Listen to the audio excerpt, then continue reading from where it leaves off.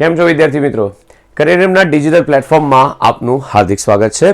હવેથી આપણે શરૂઆત કરવા જઈ રહ્યા છે જે વિદ્યાર્થીઓનો સૌથી વધારે મૂંઝવતો પ્રશ્ન છે તે વોકેબ્યુલરી. એક નોટ અને પેન લઈને તૈયાર થઈ જાઓ. જે શબ્દ ના આવડે, જે નવો લાગે તે તમારે નોટ ડાઉન કરતા રહેવાનું છે. વારંવાર રિપીટેશન કરવાનું છે કે જેથી તમને વોકેબ્યુલરી ખૂબ જ સરળ થઈ જાય. તો 10 શબ્દ જોવાનો પ્રયત્ન કરીશું. 10 વર્ડ તમને નવા લાગશે. એની સાથે આપણે સિનોનિમ્સ જોઈશું, એનોનિમ્સ જોઈશું અને એનો સેન્ટેન્સમાં કઈ રીતે યુટિલાઇઝેશન થાય છે તે જોવાનો પ્રયત્ન કરીશું. તો સ્ટાર્ટિંગ વિથ પહેલો વર્ડ છે આપણી પાસે અપિયસ. અપિયસ સ્ટેન્ડ્સ ફોર વર્બ છે આપણું તૃષ્ટ કરના, મીન્સ પેસિફાય. આ વર્ડ ખાસ યાદ રાખવા જેવા છે, તમારે બધા યાદ રાખજો. એપિયસ સ્ટેન્ડ્સ ફોર પેસિફાય. એનો સિનોનિમ્સ શું થશે? તો કોન્સોલિડેટ અથવા તો પ્લેકેટ. પ્લેકેટનો અર્થ થશે સમજાવવું, એ જ અર્થ થશે, બરોબર છે. તૃષ્ટ કરવું, કોઈને સમજાવવું એટલે કે તૃષ્ટ કરવું, એ જ અર્થ થશે ને. Frequently ask in examination this is the word. Placate means સમજાવ. નવા વર્ડ આવે છે, ખાસ ધ્યાન રાખજો. કોન્સેલિએટ. નેક્સ્ટ આવશે એનોનિમ્સ. શું આવશે? પ્રોવોક એટલે ઉશ્કેરવું ને ઇન્ફ્લેમ એટલે પણ, બરોબર છે, સળગાવવું, એ જ અર્થમાં થશે. તો આ બે વર્ડ એના એનોનિમ્સ છે, આ બે એના સિનોનિમ્સ છે. કોના? તો કે એપિયસ.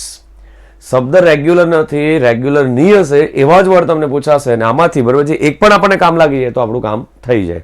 સ્ટાર્ટિંગ વિથ એક્ઝામ્પલ સેન્ટેન્સ છે amendments have been added to appease local pressure groups. Obviously કોઈ વખત આવું થાય કે કોઈ વખત, બરોબર છે, એકાદ કોઈ અમેન્ડમેન્ટ લાવવામાં આવે એટલે, બરોબર છે, બળવો ફાટી નીકળે. પણ અમુક વાર, બરોબર છે, બળવો શાંત પર થઈ જાય. કોઈ એકાદ નવો અમેન્ડમેન્ટ લાવવામાં આવે તો, બરોબર છે, ચુસ્ત કરના, સંતુષ્ટ કરના, ક્લાસિફાઈડ, બરોબર છે, એ અર્થમાં. નેક્સ્ટ આવશે ફર્નિશ. પ્રદાન કરના અથવા તો પ્રોવાઈડ, આપવું આપણી ભાષામાં. સિનોનિમ્સ છે સપ્લાય અથવા તો ઇક્વિપ. ઇક્વિપ સ્ટેન્ડ્સ ફોર સજ્જ કરવું. સજ્જ કરવું એટલે ખબર પડે, તૈયાર કરવું એટલે એ જ થાય, પ્રદાન કરવું. એનો એનોનિમ્સ આવશે divest. Divest is the word comes out from as a diversion. So please, બરોબર છે, check it out. These are the words. Fish furnish an important source of protein. Fish એટલે કે માછલી આ પૂરું પાડે છે. શું પૂરું પાડે છે? Furnish. Furnish an important source of protein. Protein એક મુખ્ય સ્ત્રોત તરીકે આવે છે. શબ્દ સરસ. ચાલો એનોનિમ્સ નોટ ડાઉન કરવા જેવો વર્ડ છે, નોટ ડાઉન કરી રાખજો. ડાયવિસ્ટ એટલે કે આપવું નહીં પણ લઈ લેવું આપણી ભાષામાં. થર્ડ વન શું કહે છે? સોરી, યસ, થર્ડ વન જોઈશું, ધ્યાન આપજો. થર્ડ વન કહે છે ટ્રાન્ઝિસ્ટ. ટ્રાન્ઝિસ્ટ એટલે પારવહન, લઈ જવું આપણી ભાષામાં એક જગ્યાએથી બીજી જગ્યાએ. મૂવમેન્ટ, હલનચલન ચાલશે. સિનોનિમ્સ છે ટ્રાન્સપોર્ટ. ટ્રાન્ઝિસ્ટ પરથી ટ્રાન્સપોર્ટ અને ટ્રાન્સપોર્ટેશન, વાહન વ્યવહાર કરવા વાળી વસ્તુ છે તે. એ જ અર્થમાં એનોનિમ્સ છે એટલે કે જે સ્થિર છે, જતું નથી, સ્થિર છે. એના માટે શબ્દ શું આવશે? હોલ્ડ અથવા તો સ્ટેગ્નેશન. સ્ટેગ્નેશન એટલે પણ સ્થિર. આના માટે હજુ એક સિમિલર વર્ડ છે જેનું નામ થાય છે સ્ટેશનરી. ખાસ ધ્યાન રાખજો, આ વર્ડ્સ છે બધા. ઓકે, એક્ઝામ્પલમાં જોઈશું એની પાસે કે a painting was damage in transit. જ્યારે રસ્તામાં લઈ જતા હતા ને ત્યારે વાહન વ્યવહારમાં જ, બરોબર છે, એટલે કે લઈ જતા હતા ત્યારે આ પેઇન્ટિંગને નુકસાન થયું છે. આગળ વધીએ. નેક્સ્ટ આવશે આપણી પાસે ફોર્થ વર્ડ છે. શું કહે છે? યસ, ફોર્થ વર્ડ, સોરી, ધ્યાન આપજો. યસ, શું વંચાય છે? રિફ્રેઇન. રિફ્રેઇન એ વર્બ છે. વર્બ એટલે કે ક્રિયાપદનું સ્વરૂપ છે. તે બચના. બચના મીન્સ બચવું. એનો અર્થ થાય એબ્સ્ટેન. શબ્દ યાદ રાખજો, રિફ્રેન એટલે એબ્સ્ટેન થશે. રિફ્રેન શબ્દ, એબ્સ્ટેન કદાચ તમે સાંભળેલો છે પણ રિફ્રેન તો નહીં સાંભળેલો છે. સિનોનિમ્સ ડેઝિસ્ટ, બચવું, હોલ્ડ બેક, કંઈ કરવું જ ના એટલે બચી જ જાઓ ને તમે લોકો, એ અર્થમાં. એનોનિમ્સ થશે ઇન્ડલ્જ. ઇન્ડલ્જનો અર્થ થશે સમાવિષ્ટ થવું. હવે સમજ, બચવું નહીં, હવે અંદર જવાની વાત છે. અને બીજું એક શબ્દ બહુ સરસ છે, venture. Venture is the word that comes out from the adventure. Adventure એટલે સાહસ ને વેન્ચર એટલે બી સાહસ કરવું. પેલામાં બચવાનું વાત છે, આમાં સાહસ કરવાની વાત છે. અપોઝિટ વર્ડ્સ બહુ સરસ છે. See refrain from the comment. ઘણા જણ એમ હોય કોમેન્ટ કરવાથી રિફ્રેન કરે એટલે પોતાની જાતે અટકે, બચે, કરે જ નહીં. એટલે પછી કે ખ્યાલ જ ના આવે, બરાબર છે. તમે પણ નીચે કમેન્ટ કરો તો અમને બી ખ્યાલ આવે કે આમાં શું થાય છે, ખ્યાલ આવે. કોઈ જગ્યાએ ભૂલ થતી હોય તો તમે મિસ્ટેક સમય સુધારી શકો. કંઈ ઇમ્પ્રુવમેન્ટની જરૂર હોય, તમને કંઈક નવી વસ્તુ જાણવાની ઈચ્છા હોય તો એ પણ જણાવો. યસ. કોમ્પ્રિહેન્સિવ. ઓકે, એડજેક્ટિવ છે. એડજેક્ટિવ સ્ટેન્ડ્સ ફોર વિશેષણ છે. એનો અર્થ શું થાય છે? વ્યાપક, વિશાળ માત્રામાં. Inclusive is the similar word. બહુ બધી જગ્યા મળી રહી એ રીતમાં.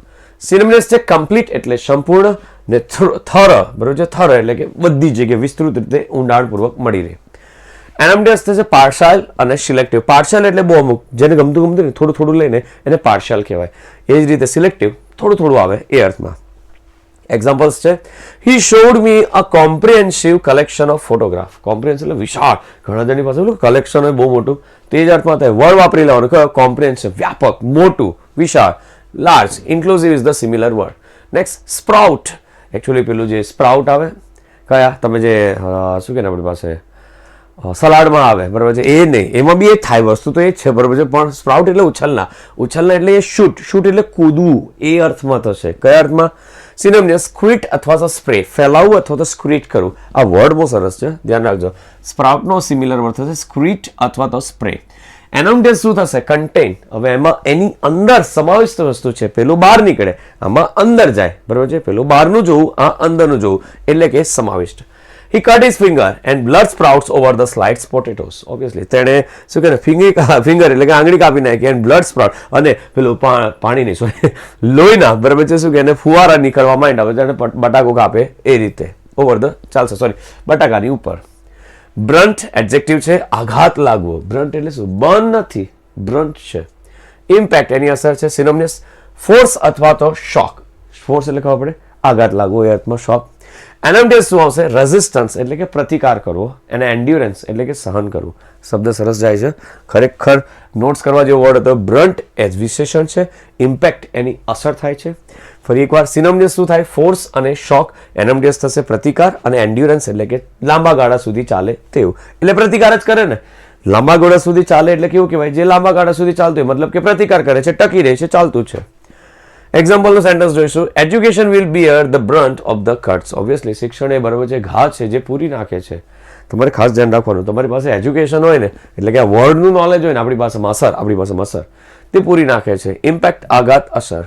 નેક્સ્ટ સ્ટુલ્ટીફાય. સ્ટુલ્ટીફાય એટલે ઉબા દેના, કંટાળો આવે. ઘણી વાર જોજો બોલા અમુક જણ એકનું એક વસ્તુ કર્યા કરે તો કંટાળો આવે. જેમ કે મેં બી હોવાના બરોબર છે 40-50 શબ્દ લઈને બેસો તો તમે બી બરોબર છે એમાં શું થઈ જાઓ? સ્ટુલ્ટીફાય થઈ જાઓ, એટલે કે કંટાળો આવો. બોર is the similar word. Stupefy અથવા તો weary similar word છે.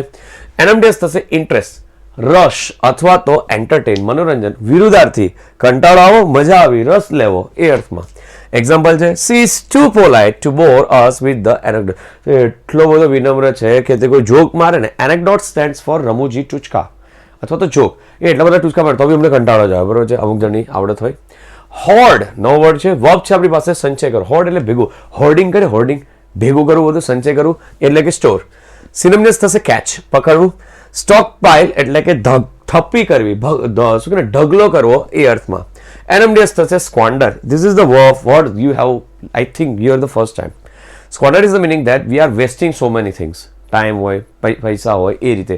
તો સ્ક્વાન્ડર એટલે બગાડવું, અહીંયા ભેગું કરવું, બગાડવું, બરોબર છે, છૂટછાટ, લિબરલી, બરોબર છે, વાપરવું એ અર્થમાં.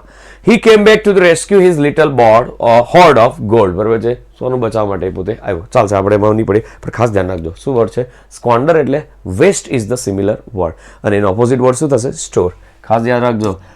છેલ્લે છે કંજક્ચર. કંજક્ચર એટલે કે અનુમાન. આપણે અમુક વાર કંજક્ચર લગાવીએ, જસ્ટ લાઈક શું છે? સ્પેક્યુલેશન, ગણના કરવી. કેવી ગણના કરીએ?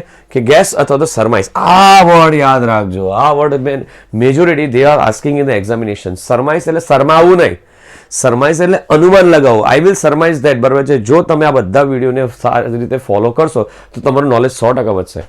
ઓછા ટાઈમમાં વધારે વસ્તુ કરવાનો આપણે પ્રયત્ન કરતા છે, તો પ્લીઝ, બરોબર છે, કોઓપરેટ ધીસ. એનોમટેસ થશે ફેક્ટ, વાસ્તવિકતા. પેલું ધારણા કરતા હતા અને વાસ્તવિકતા, આ તો આ જ છે, આમાં કોઈ ધારણા નહીં આવે. Speculation is the opposite word of the fact. Example sentence. Conjecture about the newcomers. Newcomers એટલે જે નવા આવનારા છે તે વર મેની એન્ડ વેરાઇડ, એ ઘણા બધા અને વિવિધતા હોઈ શકે એવું આપણે અનુમાન કરી શકીએ છીએ. ખાસ તો બસ આ આપણી છેલ્લી સ્લાઇડ હતી. I hope you enjoy the session. તમે આ જ રીતે, બરાબર છે, વર્ડ્સ ભેગા કરતા રહેજો. આપણે 10-15 મિનિટના વિડીયોઝ મૂકીશું. રોજ જોવાનો પ્રયત્ન કરજો, મેક્સિમમ નંબર જોવાનો પ્રયત્ન કરજો, કે જેથી જે વર્ડ તમને, બરાબર છે, અત્યાર સુધી ન જાણતા હતા અથવા જાણની બહાર છે પણ મને યાદ નથી રહેતો તેવા શબ્દોને જાણીશું. આઈ હોપ 10 વર્ડમાંથી આપણે 5 વર્ડ પણ યાદ રાખીશું તો પણ ઘણું સારું થશે. ઓકે, મળીએ તરત જ નેક્સ્ટ સેશનમાં. ઓકે.